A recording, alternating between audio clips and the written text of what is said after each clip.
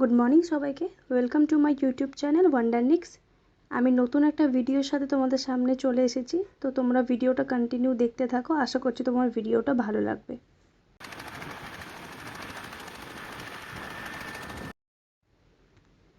সকাল সকাল রেডি হয়ে বেরিয়ে পড়েছিলাম। আসলে বহরমপুর স্টেশনের দিকে যাচ্ছি। স্টেশন থেকে তখন আমরা ট্রেন করে লোকেশনে পৌঁছাবো, ওই জন্য স্টেশনের দিকে যাচ্ছি। এটা হচ্ছে বহরমপুরে যাওয়ার জন্য যে NH হাইওয়েটা পড়ে সেই রাস্তাটা। দেখতেই পাচ্ছ ভোরবেলার সকাল, আসলে এটা কতটা সুন্দর হয়ে আছে। পেছনে সব লরিগুলো যাওয়া আসা করছে, কারণ বেশিরভাগ লরি যাওয়া আসা করে রাস্তা দিয়ে, NH যেহেতু। তো দেখতে থাকো ভিডিওটা।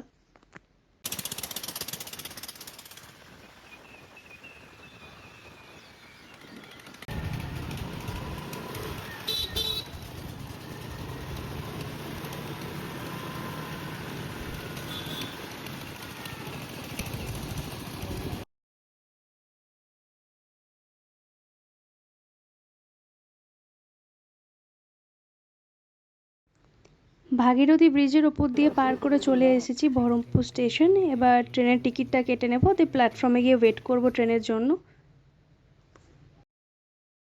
প্ল্যাটফর্মে পৌঁছে যাওয়ার কিছুক্ষণের মধ্যে ট্রেন চলে এসেছিলো। তো ট্রেনে উঠে সিটটাও পেয়ে গেছি, দেখতে পাচ্ছ বসে আছি। আসলে আমি বাড়িতে চুড়ি, এত তাড়াহুড়ি ছিল যে আমি চুড়িগুলো পরতেও ভুলে গেছি।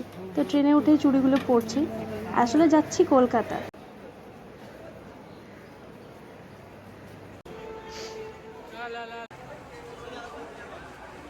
প্ল্যাটফর্মে নেমে পড়েছি শিয়ালদাতে। তো এবার একটুখানি এগিয়ে যাব, বাস স্ট্যান্ডে যাচ্ছি। আসলে বাস ধরে তখন মেন লোকেশনের দিকে আগাচ্ছি।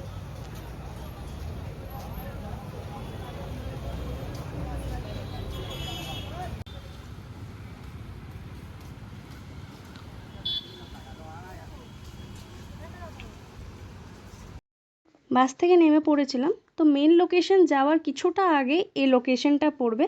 দূর থেকে দেখতে পাচ্ছিলাম ভীষণ একটা সুন্দর একটা চার্চ।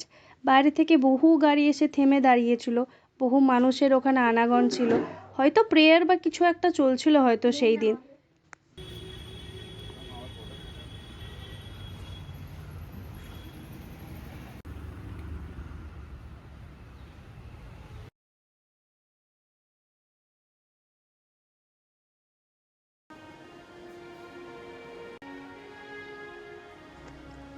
যেহেতু অনেক লোকের আনাগোনা ছিল, তো আমিও ভেতরে গেলাম। তো গিয়ে দেখতে পারলাম আসলে ওই দিন কোনো হয়তো ওনাদের ফেস্টিভ্যাল কিছু অকেশন ছিল, ওই জন্য অনেক কিছু ডেকোরেশনও করেছিল ওনারা।